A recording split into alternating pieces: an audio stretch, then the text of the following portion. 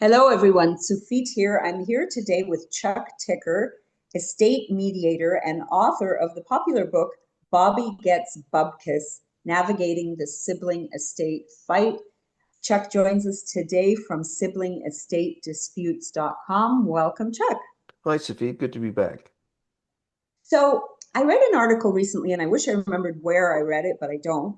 But it was about a guy, a 70-year-old guy, who had given his money, like his pre-inheritance or whatever, to his adult children during his lifetime. He thought, they need it. I'm okay. So instead of waiting until he passed away and doing it through a will, through an estate, he gave them money during a lifetime. And then it turns out in his 70s, he's scraping by Hmm. and having trouble. Do you recommend uh, that people give an inheritance ahead of time while they're still alive to their children? Because a lot of times children are struggling with a mortgage, whatever. Do you recommend it? And what are some of the challenges with that approach? Well, interesting question. Well, obviously, uh, parents often do make large intervival sort of lifetime gifts to their children to help them buy a house is a very common example. Uh, but there is always the risk that you overextend yourself, and with people living longer and needing long-term care or caregiving, they run out of money. So I'm not saying that parents should make large gifts to their children while they're alive, but they have to make sure and maybe get some advice that they're leaving enough of a cushion um, for themselves in case they need it down the road. Now, in the jurisdiction where I practice, children have an obligation to support their parents. Uh, but that doesn't necessarily mean that those children aren't going to support that parent who needs the money, and it may end up And in what is he going to litigation. go to court? He's going to go to court to sue his kids with money. They've got money to fight him. He doesn't have money to fight them. That's right. So that's a very sad situation. I have seen similar situations in the past, particularly where a parent uh, uh, decides to, as they say, they have the family home, says, well, it's going to go to my kid. So I'll put the kid on title now and we'll put them on as a joint owner. And that way we'll save the probate fees, the state administration tax, as we call it. And, that's great. And that's something I always would tell clients, don't put your kids on title with you because that can lead to all kinds of problems. Creditors coming after you, they get divorced, it could be a problem. They could go out and mortgage without your consent, or if you want to sell, they say, I don't want you to sell because I'm on title. So it's very, very tricky. And hopefully parents know their kids well, but you never know what could happen. Well, and there's their kids, but then there's their kids' spouses who may, work on their kids to, come on, whatever, and they may be influenced. And actually, your example reminded me of another article that I read that was exactly what you said, that they had put the kids on title, but the parent continued to live in the home. And all of a sudden, valuators started coming up from nowhere, like, to estimators, to value appraisers, to appraise the value of the house. And the person living in the home started to be scared. Are they trying to sell the house out from under me? Like, what's going on here? It certainly would cause some concern to me if that was my situation as well. Why, especially you're not having those appraisers come in on your own.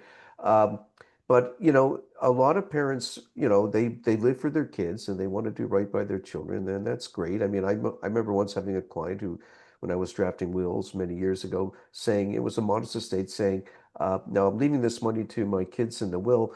Um, and then she called me up and said, I need to take some of that money that I left in the will. Can I use it?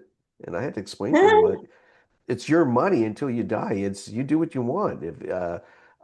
But a lot of children, think that they're entitled to the parents' money before the parent dies. I've seen this, of course, in power of attorney situations where the parent's incompetent and the children that hold the attorney for the power of attorney for property say, well, we're going to get this money anyway. Let's start gifting ourselves some money with it, which is clearly improper, but it happens. Yeah. Well, and just before we end, I want to go back to our original scenario about pre, like distributing the inheritance while you're still alive to your adult children. What if the person has three children and gives it to one because the one needs it to buy a house and says, oh, it's okay, the other two will get, from my will. What happens there? Well, and I think we've talked about this before in the past, I think on another video, is the gift made known to the family or is it kept secret? But that is a And is it a sort, gift or a loan? or is it a gift or a loan, right? It hasn't been documented. That's always got the potential for certainly creating tension and possibly even a legal dispute in the family. Um, but I think it should be disclosed to the, even though parents say it's none of the other kid's business, I think it should be disclosed because that child who got the gift could be facing a big fight down the road with his or her siblings saying like, we didn't know about this. So I think it's better to put all the But is cards it on the not table.